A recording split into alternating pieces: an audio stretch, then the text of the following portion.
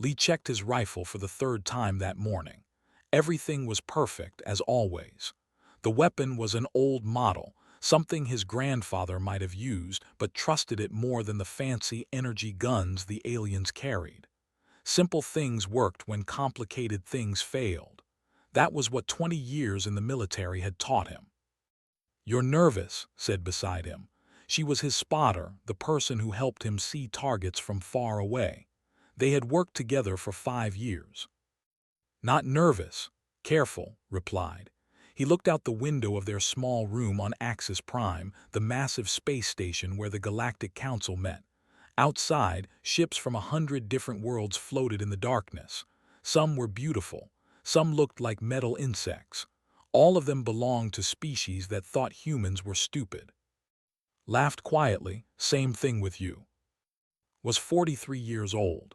His hair was turning at the sides. His shoulder hurt when it rained, even though they were in space and it never rained here. He had been a sniper since he was 23, and he was very good at his job. His job was simple: see the enemy before they see you and make the shot count. Today, his job was to protect Ambassador Park. She was downstairs in the main hall, talking to the council about letting Earth join their group. Didn't trust the council. He didn't trust their smooth words or their fake smiles. They looked like tall lizards and acted like they owned the universe. There were huge warriors covered in scales, and they treated everyone like dirt. They were the worst. They could read thoughts, or so they claimed, and they always seemed to be laughing at a joke nobody else heard. "Lieutenant wants us in position," said, checking her equipment. She carried the scope and the computer that helped make impossible shots. Together, they were a team. They left their room and walked through the curved hallways of Axis Prime. The station was enormous, big enough to hold 1,000,000 people. The walls were made of some kind of white metal that seemed to glow. Aliens of every shape and size moved past them. Some had 4 arms. Some floated. Some looked almost human, except for the wrong number of eyes or the strange color of their skin. Lieutenant was waiting at the security checkpoint. He was younger than only 35, but he was smart and calm under pressure. 12 human soldiers had come to Axis Prime, was their leader. "Ambassador Park is in the council chamber," said. "You take the upper observation post, and you're on the east entrance. Everyone else, standard positions." Nodded. The observation post was perfect for a sniper. It was high up, with a clear view of the entire chamber below. If anything went wrong, he could protect the ambassador from there. As they walked to their position, noticed things. Little things. Wrong things. There were more guards than yesterday. Alien guards, not human ones. They stood near exits and doorways, watching with cold eyes. Their weapons were bigger than they should be for a peaceful meeting. "You see it too," whispered. "Yeah," said. His gut was telling him something bad was coming. His gut was never wrong. The observation post was a small platform that stuck out from the wall, 20 meters above the council chamber floor. Set up his rifle on its stand and looked through the scope. Below, Ambassador sat at a curved table facing the council. She was brave, thought. She sat there alone, surrounded by aliens who could crush Earth with one decision. The council leader was unnamed. He was tall and thin, with skin like polished stone. When he spoke, his voice echoed through the chamber. "Ambassador Park," said, "Earth has requested full membership in the Galactic Council. We have reviewed your petition." Sat up straight. "And what is your decision?" Smiled. It was not a nice smile. "We have decided that Earth shows great potential. However, there are concerns. Your species is young, aggressive. You fight wars among yourselves. We cannot grant full membership to a species we do not fully trust." His finger rested near the trigger, not on it, never on it unless he meant to shoot, but near. "What do you propose?" asked.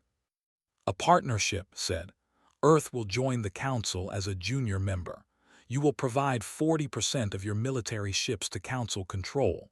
You will accept advisors on all your colony worlds. You will open your communications networks to monitoring. In exchange, we will protect you and guide you." Felt his blood turn cold. That wasn't membership, that was slavery. Stood up, her voice was steel. That is not acceptable. Earth will never surrender our freedom to anyone.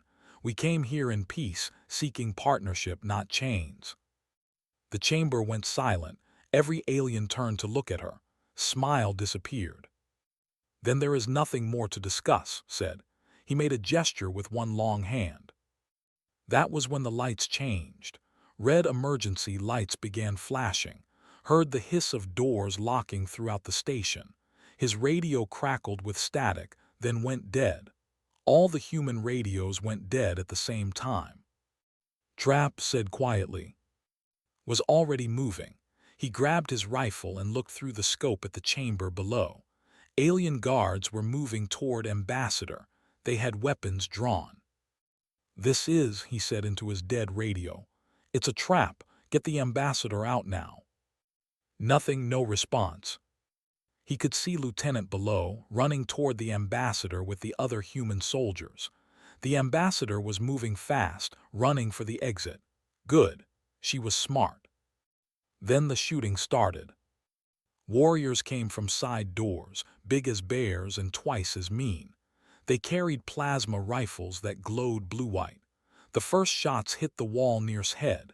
The lieutenant fired back and went down. Made his choice in half a second. He aimed and fired. One shot. A warrior fell with a hole through his chest. We need to get down there, said, already packing her equipment. They ran for the stairs, but more aliens were coming up. The whole station had turned against them in seconds. This had been planned. The council had never intended to let them leave. Fired 3 more times as they ran. 3 more aliens fell. Was behind him, covering their backs. They could hear explosions from below, screams, the sound of plasma weapons tearing through metal. The ambush had begun, and knew that most of them would not make it home. But he would make sure the Ambassador did. That was his job. That was all that mattered. He ran down the stairs into hell, and his rifle was ready. The stairwell was full of smoke and the smell of burning plastic. Moved fast despite his age and the heavy rifle in his hands.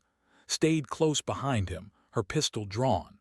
They could hear fighting below, human weapons making sharp cracks, alien plasma weapons making horrible buzzing sounds. When they reached the main floor, chaos waited for them. The beautiful white hallways of Axis Prime were now a battlefield. Bodies lay on the ground, most of them human. Lieutenant was pressed against a wall with 4 other soldiers, firing at warriors who advanced from both ends of the corridor. Shouted when he saw them, "We need to reach the docking bay. The ship is our only way out." "Where's the Ambassador?" asked, dropping to one knee and firing. His bullet caught in the throat. The big alien fell, choking. "Ahead with Myra," said. "We're the rear guard." Understood. They were buying time for Ambassador to escape. That was good tactics. That was the right call, but it also meant some of them would die here. A plasma bolt hit the wall above his head, and hot metal rained down on him. He ignored it and fired again. Another fell. The aliens were tough, but they died just like anything else when you put a bullet in the right place. "Move," ordered. "Fighting retreat, cover us." The soldiers moved backward down the corridor, firing as they went, and stayed in position, shooting any alien that tried to follow. It was dangerous work. They had better armor and bigger guns, but humans were faster and smarter, and they had been fighting wars since they lived in caves. They made it around a corner, then another. The docking bay was close now. Could see the entrance, a big door with the symbol of Earth painted on it. Beyond that door was the Soul's Pride, their ship, their way home. Ambassador was there with 2 soldiers and Myra. They were trying to open the door, but it was locked. The station's computer had sealed all the exits. "Blow it," ordered. Pulled out a small explosive charge. He stuck it to the door's lock and everyone stepped back. The explosion was loud in the enclosed space. The door shook but didn't open. "Again," said. They didn't have time for again. They were coming down the corridor, at least 20 of them, could see more behind them, maybe 50 in total, too many. "I'll hold them," said. He found a good position behind a support beam and aimed his rifle. "We all hold them," said, "all of us together." Fired a fell, he fired again, another fell. The aliens were learning to be afraid of him now. They moved more carefully, using cover. That was smart, but it also slowed them down. Set another charge. This time when it exploded, the door groaned and bent. One more would do it. A plasma bolt hit the soldier next to. The man's name was, and he had a wife back on Earth. He screamed once and then was quiet forever. Felt anger like fire in his chest, but he kept his hands steady. Anger made you miss, and missing got people killed. The third explosion tore the door open. Beyond it, could see the Soul's Pride. The ship's engines were already running, ready to leave. "Go," shouted. "Everyone on board now." Ambassador ran through the door first, then Myra, then the other soldiers one by one. The corridor was a shooting gallery now. Plasma bolts and bullets flew in both directions. Another human soldier fell, then another. Felt something hit his shoulder and the world turned to pain. He looked down and saw blood. Lots of blood. A plasma bolt had torn through his shoulder, burning the flesh and breaking the bone. His left arm hung useless at his side. Grabbed him, trying to pull him toward the door. He could barely walk. The pain was like nothing he had ever felt. Every step was agony. They were almost to the door when he saw the problem. They were coming too fast. They would reach the door before it could be sealed. They would get on the ship. They would kill everyone. Someone had to stay. Someone had to hold the corridor long enough for the ship to launch, and was already dying. He could feel it. The blood loss was too much. He wouldn't make it back to Earth even if they got him on the ship. He made his decision. Pushed toward the door. "Go," he said. "No," said. Tears were running down her face. "No, we don't leave people behind." "You have to," said. He pressed his spotter scope into her hands, the one she always carried. "Give this to my daughter. Tell her I did my job." "That's an order, Private," he said, using her rank for the first time in years. "Get the ambassador home. Someone has to tell Earth what these things really are." Lieutenant appeared in the doorway. He understood immediately what was doing. For a moment their eyes met. Nodded once, a salute between soldiers. "Make them pay," said quietly. "I will," promised. Was crying, but she went through the door. Pulled her when she tried to come back. The last thing saw was her face, full of grief and rage, before the door sealed shut. He was alone now. Just him and his rifle, and a corridor full of aliens who wanted him dead. Dragged himself to a good position. There was a junction ahead where the corridor met the main thoroughfare. From there, he could see 300 meters in a straight line. Any who wanted to reach the door would have to come through his line of fire. He had 30 magazines left, 900 bullets. His shoulder was screaming, but his right hand was steady. His eye was good. His breathing was calm. They came around the corner, confident now. They thought the battle was over. They thought one wounded human was no threat. Shot the first one through the head. Then the second through the chest. Then the third through the neck. The aliens scattered, looking for cover. They couldn't understand what was happening. One human, half dead, was stopping all of them. Behind, he heard the Soul's Pride launch. The sound of engines shook the station. They had made it. The ambassador was safe. His job was done. But kept shooting anyway. Not because he had to anymore, because he wanted to. These aliens had tried to enslave Earth. They had killed his friends. They thought humans were weak. He was going to teach them different. They came at him again and smiled. It was not a nice smile. It was the smile of a hunter who had found his prey. Let them come. The first hour was the easiest. The thought they were fighting a normal battle against a normal enemy. They were wrong on both counts. Had chosen his position carefully. The junction gave him a long, clear view down the corridor. The walls were smooth metal with no cover. Anyone who wanted to reach him had to cross 300 meters of open space while he aimed at them. They tried the direct approach first. 20 warriors charged together, roaring their battle cries, firing their plasma rifles. They expected to overwhelm one wounded human with pure force. Shot the leader first. Thus 4 eyes made his head easy to identify. One bullet right between the upper 2 eyes where their brain cluster sat. The big alien dropped instantly.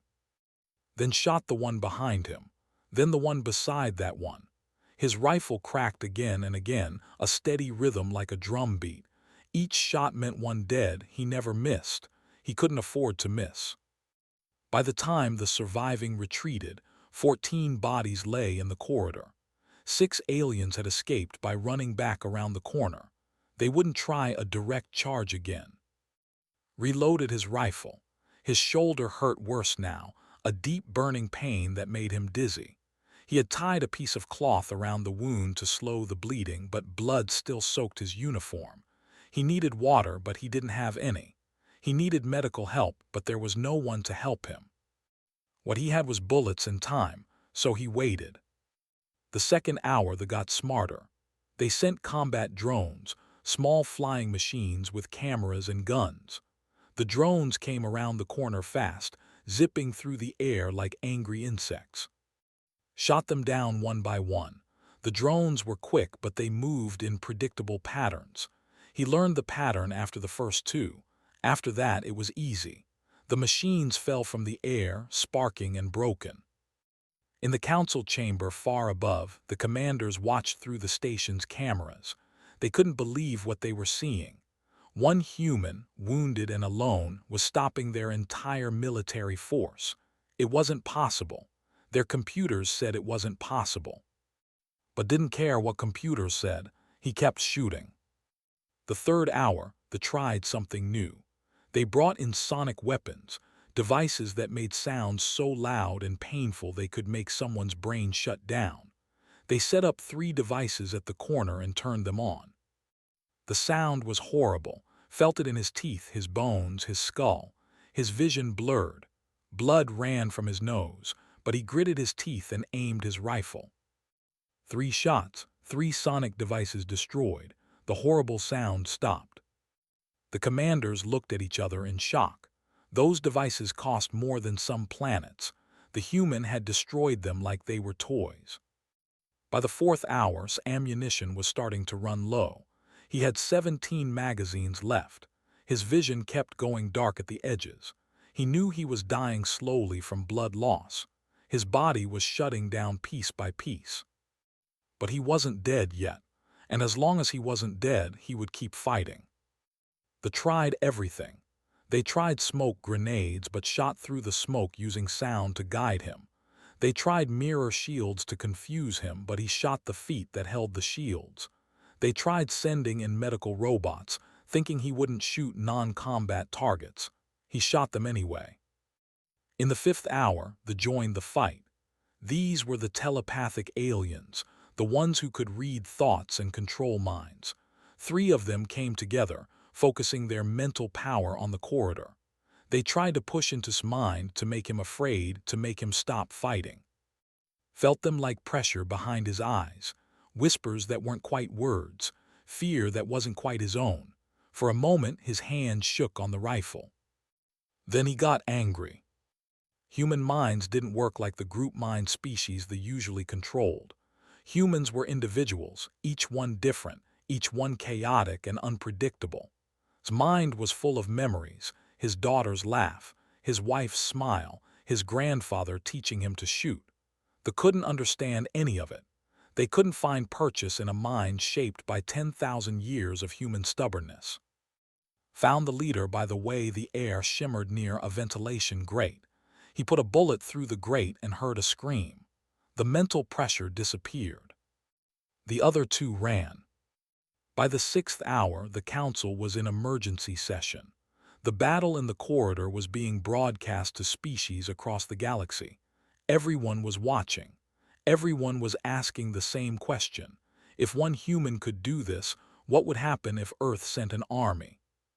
The smaller species, the ones the Council had been bullying for centuries, began to whisper among themselves. They began to wonder if they really needed the Council at all. In the seventh hour's rifle jammed. A piece of metal, melted by a near miss from a plasma bolt, had damaged the loading mechanism. For a moment his heart sank. Then he fixed it. His hands knew that rifle better than they knew anything else. In the darkness of the corridor, with enemies waiting around the corner, he took the weapon apart and put it back together. It took him 12 minutes. The thinking he was finally vulnerable, charged. They were wrong, had counted the seconds. He had the rifle working again with 10 seconds to spare. The first 3 died before they realized their mistake. By the 8th hour, could barely sit upright. His shoulder was numb now, which was somehow worse than the pain. His vision kept doubling. He had to blink hard to focus. But he kept shooting, because that was what humans did. They kept going when any sane species would quit. They kept fighting when fighting was hopeless. It was a kind of madness, maybe, but it was a human kind of madness. The 9th hour began and heard sounds he couldn't identify. Big sounds like ships moving. He didn't know what it meant. He was too tired to care. An alien voice came over the station speakers, speaking in broken English. "Human sniper, you have one. We are leaving, please. Please stop." Laughed. It hurt his chest to laugh, but he did it anyway. They were afraid of him. These mighty aliens who ruled the galaxy were afraid of one wounded man with a rifle. He kept his gun aimed at the corridor. He didn't trust them. Maybe they were lying. Maybe they would try one more attack. His hand was still steady on the trigger when the darkness finally took him. His last thought was simple. The ambassador made it home. That was enough. Everything else faded to black. The Soul's Pride arrived at Earth 12 hours after leaving Axis Prime. Every human on board had expected to die, but somehow they had made it. Somehow one man had held off an entire alien army long enough for them to escape. Ambassador Park went straight to the World Council, the group that governed all of Earth. She told them everything. The trap, the ambush, the deaths. She told them about Lee, who had stayed behind so they could live. Showed them the footage from her helmet camera. The world watched in silence as made his stand. They watched him get wounded. They watched him push away and stay behind. They watched the door close, leaving him alone. The silence didn't last long. Within hours, every human alive knew what had happened. They knew the Council had tried to enslave them. They knew the Council had tried to kill their diplomats. And they knew what one injured soldier had done about it. Earth erupted in rage. The military mobilized. Ships that had been in dock for repairs were rushed back into service. Soldiers who had retired were called back to duty. Factories that made farming equipment started making weapons instead. Earth had been preparing for war since humans first looked up at the stars, and now that war had come. But something else happened too, something the Council didn't expect. The footage from his camera was broadcast across the galaxy. Every species with a receiver saw it. They saw the trap. They saw the humans fighting for their lives. They saw Lee, wounded and alone, refusing to quit. And they started asking questions. On the planet, or a species that looked like tall blue birds, the people gathered in their capital city. They had been part of the Council for 2 centuries, but they had never been asked what they wanted. They had been told what to do. "If one human can stand against the Council," their leader said, "then maybe we don't need the Council either." Or declared independence 3 days after the ambush. The Council sent ships to force them back in line, but the Or had been watching the footage of Lee. They had learned something from it. They fought back. The Council's ships retreated. On station, a colony of the people who looked like walking crystals, workers stopped mining the valuable minerals they demanded. "We work for ourselves now," they announced, "not for masters who treat us like slaves." They sent troops to restart the mining. The workers fought them with mining tools and improvised weapons. The used to easy victories over peaceful species found themselves in a real battle. The council called emergency meetings. The leader was furious. "This is all because of one human," he shouted. "One soldier who should have died hours ago." "He has been fighting for 9 hours," a commander reported. "His name was, and he looked tired. We have lost 147 warriors. We cannot get past him. Our troops are refusing to attack anymore. They say the corridor is cursed." "Cursed?" His voice was full of scorn.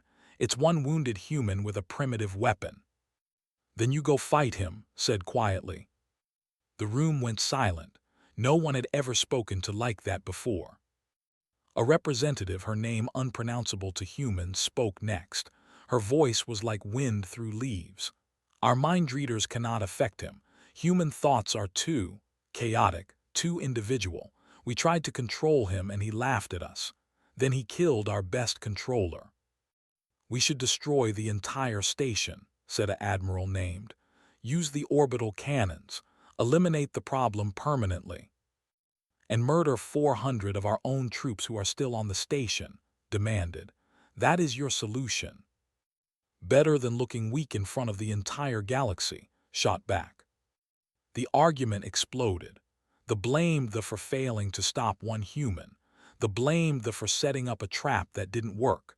The blamed everyone for underestimating humans in the first place. While they argued, more species declared independence. The collective, 3 different species who had been forced to work together under council rule, announced they were forming their own alliance. The people, who had been providing food for council worlds, stopped all shipments. The master builders who had constructed half the council's stations went on strike. The council was falling apart. The illusion of their power, built over thousands of years, was crumbling. And it was all because of one man in a corridor who refused to die. On Earth, Admiral Sung stood in the command center of this fury, the largest warship humanity had ever built. Around him, a fleet of 300 ships prepared for launch. Every ship was loaded with soldiers and weapons. Every soldier was angry. "Our orders, sir?" asked his second-in-command, Commander Nam. "We're going to Axis Prime," said. "We're going to get our people back, or we're going to make the Council wish they had never heard of Earth." "The Council will see this as an act of war," said carefully. Smiled, it was a cold smile. "They declared war when they tried to ambush our ambassador. We're just responding. Launch the fleet." 300 human ships jumped into hyperspace, heading for Axis Prime. They would arrive in 12 hours. Back on Axis Prime in the council chamber, received the news that Earth's fleet was coming. His skin turned even paler. "How many ships?" he asked. 300, the sensor operator said. "All military, all armed. They're not coming to talk." Looked at the other council members. They all looked back at him with fear in their eyes. The council had ruled through intimidation and the threat of force.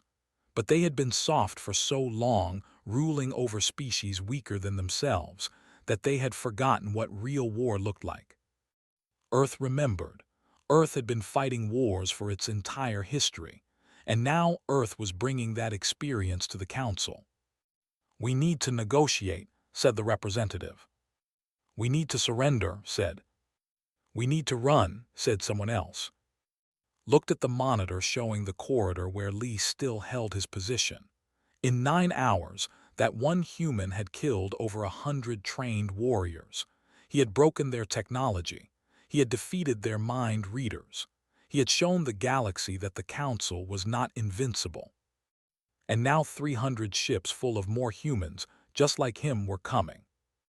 For the first time in his long life, felt real fear. The Earth fleet arrived at Axis Prime exactly 12 hours after they left home. 300 ships dropped out of hyperspace in perfect formation, their weapons armed and ready. The Council forces scattered like frightened birds. Admiral Sung stood on the bridge of this fury and looked at the massive space station ahead. Somewhere in there, Lee was either still fighting or already dead. Either way was going to make the council pay. "Open a channel to the station," ordered. A moment later's face appeared on the screen. The leader looked old and tired. "Admiral Sung," he said carefully, "we can discuss this. There is no need for more violence." "You tried to kill our ambassador," said, his voice flat and cold. "You tried to enslave our world. You murdered our soldiers. Now you want to talk." "It was a misunderstanding." "Don't lie to me," interrupted. "We have the footage. The whole galaxy has seen it. You set a trap and it failed. Now you're afraid." Said nothing. What could he say? It was all true. "Here are my terms," continued. "You will return all our people, alive and unharmed. You will allow us to recover our dead. You will open the station to our troops. If you refuse, we will take it by force. You have 10 minutes to decide." The channel closed. On Axis Prime, the council met in panicked emergency session. They knew they couldn't win a fight against Earth's fleet. Their own ships were designed for intimidation, not real combat. The humans had built their ships for war. "We should surrender," said. "Give them what they want." "And look weak to the entire galaxy," protested. "We already look weak," roared. "One of their wounded soldiers fought us for 9 hours. Their fleet just arrived and our forces ran. What part of this makes us look strong?" In the end, they agreed. They had no choice. Contacted Admiral and accepted the terms. The council would surrender the station peacefully. Human soldiers landed on Axis Prime 30 minutes later. They moved through the corridors in full combat gear, expecting traps or ambushes. But the alien forces had all withdrawn. The humans found only their own dead and one very special corridor. Commander Nam led the squad that found Lee. She had seen the footage, but nothing prepared her for the reality. The corridor was a graveyard. Alien bodies were piled so thick that you couldn't walk through without stepping on them. The walls were scorched by plasma fire. The floor was dark with blood, both human and alien. And at the far end, slumped against a support beam, was Lee. His rifle was still in his hands. His eyes were closed. For a terrible moment, thought he was dead. Then she saw his chest move. Barely, but it moved. "Medic," she shouted. "I need a medic now." The medical team rushed forward. They loaded onto a stretcher and ran him to the shuttle. His vital signs were almost flat. He had lost too much blood. His shoulder was destroyed. By all logic, he should have been dead hours ago. But Lee was stubborn. He held on. They got him to this fury and into surgery. The doctors worked for 6 hours, repairing damage that seemed impossible to repair. When it was over, the head surgeon came out and spoke to Admiral. "He'll live," the surgeon said, "but his shoulder is finished. He'll never have full use of his left arm again." "Does he know what he did?" asked. The surgeon smiled. "Not yet, but the whole galaxy knows. While you were coming here, 17 more species declared independence from the council. The whole system is falling apart." Woke up 3 days later in a hospital bed. The first thing he saw was Admiral Sung sitting beside him. "Am I dead?" asked. His voice was rough from the breathing tube. "No," said. "You're very much alive and you're a hero." "I just did my job," said. "You held a corridor for 9 hours against impossible odds," told him. "You killed 147 enemy soldiers by yourself. You bought us time to mobilize. You showed the galaxy what humans can do. That's more than just a job." Tried to sit up, but pain stopped him. "The ambassador, the others." "Safe," assured him. "Ambassador is coordinating with the World Council, is outside, by the way. She's been here every day, waiting for you to wake up." The council asked. His expression hardened. "That's the interesting part. After your stand, species across the galaxy started rebelling. The council tried to hold everything together, but they couldn't. They were too used to easy victories over weak opponents. When they faced real resistance, they collapsed." "So what happens now?" "Now there's a war," said. "The council isn't giving up without a fight. They are mobilizing their fleets. They are calling for blood. It's going to get ugly. The war lasted 6 months. The Council forces were numerous and well-equipped, but they had a fatal weakness. They had forgotten how to really fight. For too long, they had ruled through fear and intimidation. When that didn't work anymore, they had nothing else. Earth's forces, supported by the newly independent species, fought with a desperation the Council couldn't match. Human tactics, learned from 10,000 years of war, proved superior to alien technology. The ability to shoot an enemy from 2 kilometers away mattered more than fancy energy shields. The surrendered first. Their telepathic networks, designed for cooperation, became a liability when human thoughts proved impossible to control or predict. After losing 3 major battles, they sued for peace. They fought longer, but their rigid warrior culture couldn't adapt to the fluid, unpredictable human way of fighting. They were honorable and brave, but honor didn't stop a sniper's bullet. They held out the longest, but their advanced technology couldn't compensate for their lack of real combat experience. When Earth's fleet reached their home world, they surrendered rather than face destruction. The war was over. The Galactic Council was dissolved. In its place, Ambassador Park helped create the Free Species Coalition, where membership was voluntary and power was shared equally. No species would rule over another. No one would be forced to surrender their freedom. Lee retired to a small farm on Nu, one of Earth's colony worlds. He never spoke much about his 9 hours on Axis Prime. He didn't need to. Everyone knew the story. In every human military academy, in every tactical manual, in every training session, soldiers studied what became known as Lee's Stand. They analyzed every shot, every decision, every moment of those 9 hours. They learned that sometimes one person, in the right place at the right time, can change history. Across the galaxy, when alien species spoke of humans, they did so with respect. They had learned an important lesson. Humans don't give up. Not when they're wounded, not when they're outnumbered, not when death seems certain. They keep fighting because that's what humans do. Years later, a young student asked her teacher about the war. "Why did the Council fall?" she asked. The teacher showed her the footage of Lee in the corridor.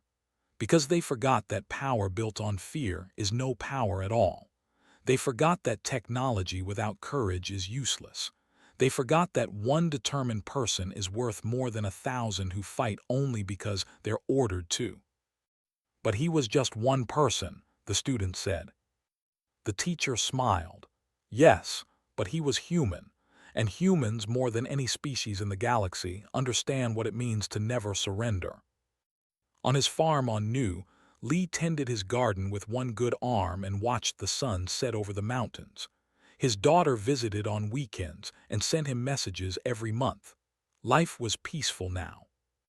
But sometimes, on quiet nights, he would take out his old rifle and clean it. Not because he expected to use it again, just because some habits died hard. And somewhere in the darkness of space, alien species looked toward Earth and remembered. They remembered the corridor, the injured sniper, and the day the Council fell. They remembered and they stayed respectful, because that was the smart thing to do.